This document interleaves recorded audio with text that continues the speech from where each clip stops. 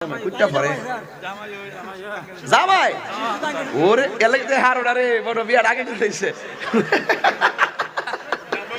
মাশাআল্লাহ। এই জামাই কি খবর? ওরে আগুন লাগছে কলবের রাখ পাগল না ছেলে জামাই নাম ক রমজানেরই রোজার শেষ এলো খুশির বল রমজানেরই রোজার শেষ এলো খুশির। মাশাআল্লাহ এই এলাকার জামাই রমজান মিয়া দিবে 5000 টাকা মারহাবা কর।